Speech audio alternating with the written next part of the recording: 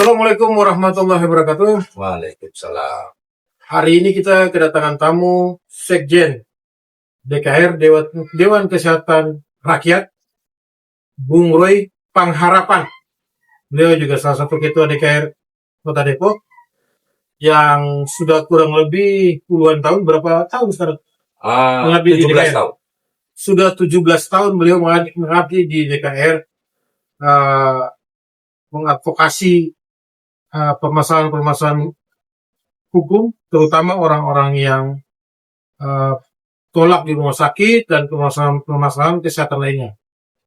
Hari ini kita akan bicara tentang masalah 11 juta peserta BPJS TBI yang dinonaktifkan oleh pemerintah. Kita akan melihat bahwa bagaimana gambaran pemerintah terhadap kepedulian mereka terhadap kesehatan di Indonesia.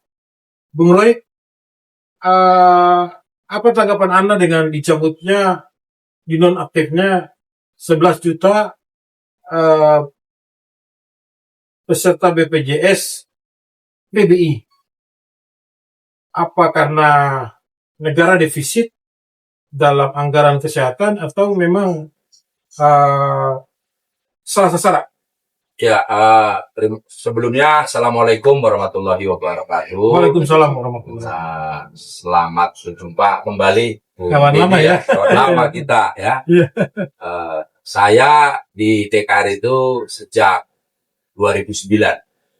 Jadi kurang lebih 17 tahun lah ya mendampingi masyarakat Kota Depok khususnya untuk mendapatkan hak pelayanan di bidang kesehatan. Ya.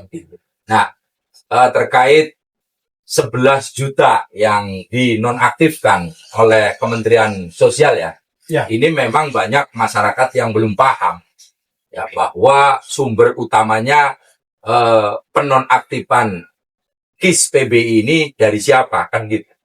Itu betul bahwa sumber tersebut dari Kementerian Sosial Republik Indonesia ya. Dalam hal ini adalah Kemensos ya kan. Nah, ini KIS PBI ini tidak lain dan tidak bukan itu sebetulnya adalah BPJS Kesehatan. Ya, segmentasi penerima bantuan iuran. Transformasi BPJS ini, PBI ini adalah tadinya Jamkesmas, bertransformasi menjadi BPJS PBI atau bagaimana? Ya, jadi sebelumnya memang kita mengenal Jamkesmas, Jaminan Kesehatan Masyarakat, yaitu sekitar tahun 2007-2008 ya kan. Itu Jamkesmas ya, Jaminan Kesehatan Masyarakat, di mana era Menteri Kesehatan Ibu Dr. Siti Fadila Supari ya kan. Nah, Jamkesmas itu dikelola negara langsung ya kan. Setahu saya dulu itu Jamkesmas sementara ini hanya untuk masyarakat tidak mampu, ada sekitar 75 juta Bang. Ya, 75 pada juta pada tahun tersebut ya, dijamin kesehatannya, nggak perlu bayar iuran ya kan, tapi kalau sakit ditanggung oleh negara. Inilah esensi dari sehat itu haknya rakyat. Ya, itu ada jelas di pasal 29 butir hak ya kan, tahun 1945 itu, pasal 29 itu. Konstitusi ya? Ya, konstitusi, bahwa rakyat itu berhak hidup sehat. Nah, perwujudan dari hidup sehat, maka oleh Menteri Kesehatan 2004-2009, Ibu Dr. Siti Fadila Supari itu, rakyat dibebaskan, ya kan, digratiskan. Bahkan, Jamkesmasnya Bu Siti Fadila itu malah dia membayari dulu rumah sakit, puskesmas sebelum rakyat datang. Jangan sampai ditolak gara-gara nggak ada cash flow. Uangnya sudah masuk duluan untuk rumah sakit. Sehingga ketika rumah sakit nanti ada pasien baru datang, dia udah nggak mikirin biaya lagi. Karena uangnya sudah ada di rumah sakit itu. Hebatnya Jamkesmas salah satunya. Pergeseran sudah mulai dari kapan? Nah, pergeseran Jamkesmas ke BPJS ya kan, itu adalah dengan disahkannya Undang-Undang BPJS 2011. Nah, kemudian diaktifkannya, dimulainya BPJS itu 1 Januari 2014. Itulah dari hak bergeser menjadi kewajiban. Karena apa? BPJS itu kan mengamanahkan bahwa semua peserta itu membayar iuran. Hilang. Nah, ini titik masalahnya itu dari situ. Dari sini. Ya. Oke, 2011 ya. Itu 2014, Bang. Jadi undang-undang BPJS itu 2011. Mereka mungkin penyuluhan dulu, sosialisasi dulu, diundangkannya atau dijalankannya 1 Januari 2014. Jadi ada sekitar 3 tahun ya. 3 tahun untuk perpindahan dari Jamkesmas ke BPJS. Oke. Kira-kira dari Jamkesmas, kebijakan Jamkesmas ke BPJS itu menurut Abang itu adalah satu kemunduran kebijakan atau satu kemunduran perhatian pemerintah kepada kesehatan atau tidak? Ya, bahasa saya bukan malah kemunduran. Ini kekalahan telak rakyat. Ya kan, rakyat sudah punya hak yang namanya Jamkesmas. Itu hak rakyat, ya kan? Ya. Ini lepas, ya kan? Dikalahkan dengan hadirnya Undang-Undang BPJS, di mana semua rakyat itu membayar iuran. Oke. Ya kan? Itu jelas itu, ya. Bahkan orang asing yang berdiam diri di Indonesia lebih dari 6 bulan itu juga berkewajiban untuk menjadi peserta BPJS. Seperti itu. Oke. Lalu kemudian kembali kepada PBI BPJS PBI dicabut. Menurut Abang ini satu masalah buat orang miskin dan tidak mampu atau bagaimana? Atau iya, Bang. Jadi era Jamkesmas itu kan ikhtiarnya adalah jaminan kesehatan seluruh masyarakat. Cuman memang waktu itu tahapannya baru masyarakat tidak mampu. Rencananya itu adalah seluruh rakyat rencananya. Karena apa? Dengan 75 juta rakyat itu anggarannya 5,1 T. Kalau sekarang misalnya dibulatkan ada 280 juta ya, berarti kan tinggal berapa kali lipat tuh? 7 ya sekitar kurang lebih 6 kali lipat. 5 kali 6 30 T. Ya kan 30 T 35 lah ya kan. Sementara anggaran kesehatan kita khususnya BPJS ini kan dari segmentasi PBI itu sekitar 60 T ya untuk 95 juta. Makanya ketika Kementerian Sosial tiba-tiba menonaktifkan KIS PBI ini, ya tentu semua terkaget-kaget masyarakat ya. Terutama yang mereka memang sedang melakukan pengobatan. Harusnya Kementerian Sosial itu mensosialisasikan dulu, dan itu dilakukan secara bertahap, ya kan? Karena apa? Hari ini kan faktanya banyak yang memang tidak mampu kena sasaran itu. Padahal jelas-jelas namanya juga PBI kan, penerima bantuan iuran. Berarti ini kelompok-kelompok orang yang tidak mampu. Bahwa kemudian ada orang yang mampu, ini kan harusnya bertahap. Bukan serta-merta 11 juta. Nah, akhirnya ya yang kasihan babak belur itu ya daerah-daerah tentunya. Dari pandangan DKR sendiri atau Abang secara pribadi melihat bahwa ketika dihentikan menurut Mensos ini sementara waktu, bulan April akan berlanjut lagi, kira-kira akan membawa dampak yang signifikan terhadap kematian rakyat miskin dan tidak mampu, serta kemiskinan bisa bertambah, kematian dan kemiskinan bertambah, atau bagaimana, Bapak? Ya, jadi dengan adanya penghentian ini tentu itu pasti akan berdampak buruk, ya kan? Untuk itu ya harus segera diantisipasi, jangan didiamkan, ya kan? Kondisi seperti ini. Makanya kalau dari kami ya sikap dan pendirian DKR bahwa urusan kesehatan itu biarlah itu diurus oleh Kementerian Kesehatan. Ya kan tidak diserahkan ke BPJS. Jadi kalaupun mau ke BPJS, sifatnya itu sukarela, kesadaran aja. Tapi yang wajib, kelas 3 ini, ya kan, untuk seluruh rakyat, itu harusnya itu diambil alih langsung oleh Kementerian Kesehatan. Seperti era Jamkesmas. Gitu kan. Nah, kita udah punya hitung-hitungannya itu, Bang. Ya. Hitung-hitungannya itu ya kurang lebih bagaimana untuk menggratiskan seluruh masyarakat. Ya kan? Baik kaya maupun tidak mampu lebih-lebih ya kan, itu kurang lebih ya 250 triliun ya, 250 triliun itu rakyat nggak perlu lagi bayar iuran, ya kan, dijamin kesehatannya. Nah kalau yang orang-orang kaya pengen mendapatkan privilege tertentu, dia bisa daftar melalui BPJS dah, ya kan. Tapi urusan orang tidak mampu atau urusan seluruh rakyat itu biar Kementerian Kesehatan. Ini kalau kita mau memperbaiki, ya kan, itu dari memang akar masalahnya, ya kan, apa yang paling fundamental, kembalikan ke negara. Biarlah urusan kesehatan itu ya tidak di pihak ketiga kan. Ini kan seolah-olah ada negara, ada rumah sakit, ada BPJS. Gitu loh. Ya, ada rakyat di sini. Ketika negara mau nolong, kenapa dia nggak langsung bayar ke rumah sakit? Kan harusnya negara langsung aja bayar ke rumah sakit. Ini kan nggak. Dia melalui BPJS dulu. Baru dari BPJS ke rumah sakit. Ya inilah persoalan. Menurut abang sendiri ini ada semacam dagang antara negara dengan rakyat itu gimana? Ya udah otomatis dengan adanya rakyat membayar iuran, ini apa namanya kalau bukan dagang dalam pengertian tanda kutip, ya. Aneh, masa iya negara berdagang dengan rakyatnya, khususnya urusan kesehatan ini kan prihatin sebetulnya ya. Belum ditambah nanti kalau dibayar denda ya. Segala macam ini prihatin. Ini sebetulnya adalah momentum Presiden Prabowo ya kan untuk memperbaiki kondisi sistem jaminan kesehatan kita ini.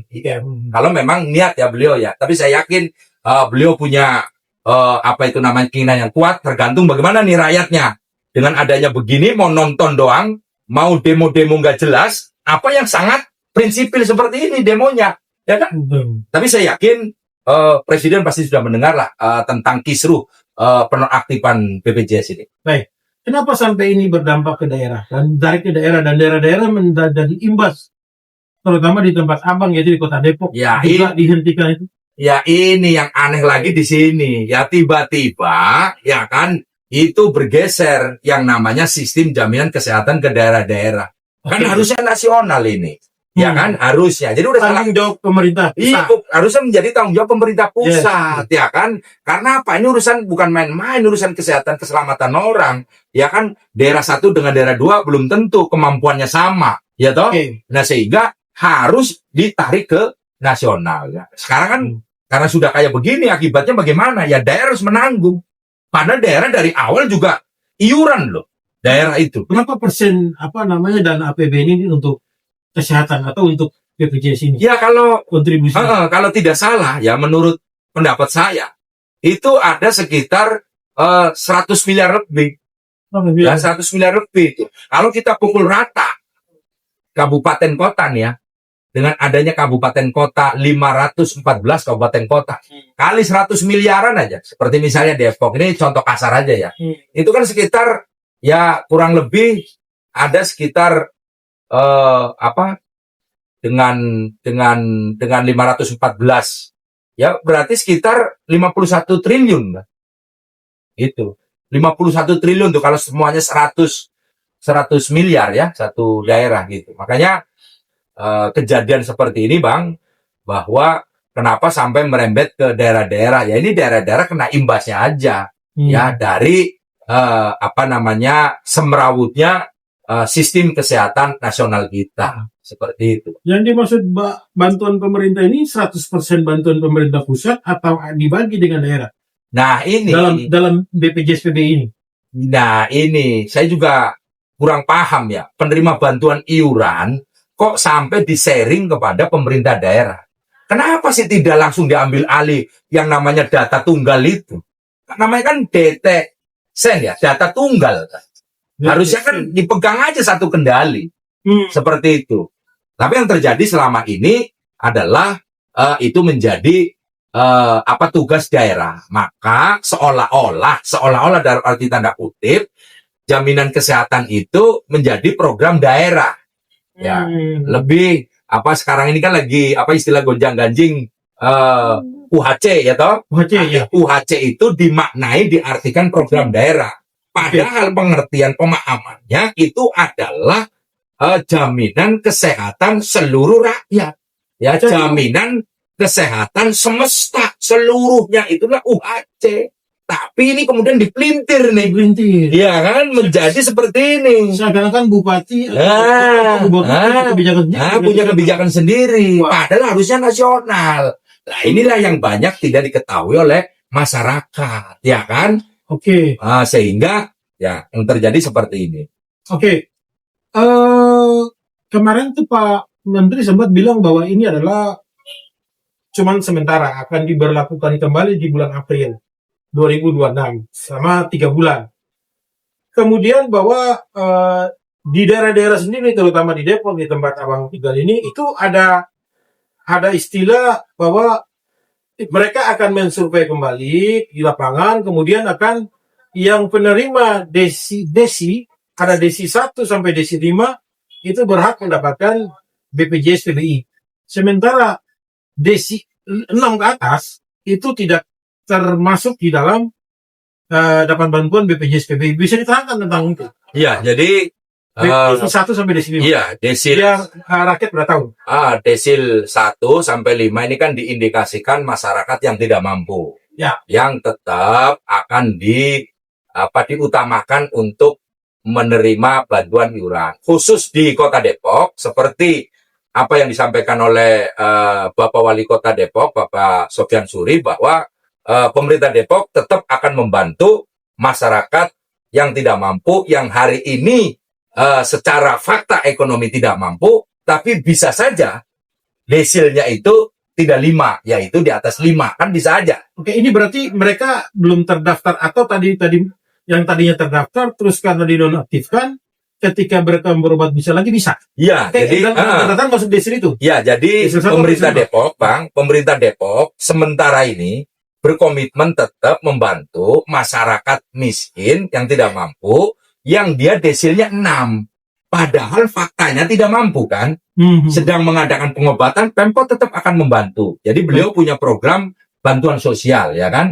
Jadi di luar skema BPJS ini, ya kan? Jadi masyarakat yang memang tidak mampu, yang KIS PBI-nya dinonaktifkan, hanya karena di atas kertas desilnya 6, padahal fakta di lapangan itu desilnya 5 dan itu jumlahnya banyak. Pemerintah Kota Depok berkomitmen nih Bang untuk membantu. Ya tinggal Abang kalau misalnya ada seperti itu ya lapor aja ke kelurahan, puskesmas, atau kalau memang dia sakit langsung ke ke UGD. Ya kan, lapor di situ, tunjukkan KTP Depok bahwa kami dari Kota Depok, kami masyarakat tidak mampu. Nah itu nanti oleh rumah sakit akan diberikan semacam SJP ya, surat sebagai bentuk pertanggungjawaban, surat jaminan perawat. Oke. Bisa dijelaskan nggak desil 1 apa, desil 2, desil 3, desil 4, desil 5 itu apa? Ya, Biar masyarakat bisa tahu, Pak. sebetulnya ini yang berwenang menjelaskan adalah Dinas Sosial ya Bang ya. Dinas Sosial yang berhak menjelaskan, atau dari Kementerian Sosial, parameter ukuran dari desil-desil ini. Tetapi saya mencoba menjawab pertanyaan Abang. Desil 1 itu adalah kelompok orang yang memang tidak punya penghasilan atau sumber penghasilan tetap, ya. Jadi orang yang sangat miskin lah, dia desilnya 1 sampai 2, ya, berhak untuk dibantu langsung negara melalui PKH, ya. Bantuan tunai biasanya itu, Bang. Nah, kemudian desil 3 sampai 4, dia punya penghasilan tetap tapi tidak cukup. Dia punya penghasilan tidak tetap, pastinya tidak cukup, Bang. Itu desilnya 3 sampai 4. Ya, biasanya negara itu membantu pangan tuh. Apa itu istilahnya, BPNT apa-apa gitu. Ya otomatis 1 maupun 3 itu PBI juga. Nah, desil 4 sampai 5 itu adalah kelompok masyarakat yang punya sumber penghasilan tetap tapi tidak cukup, Bang. Rumah masalahnya? Ya, rumah. Ya, apa rumah ngontrak?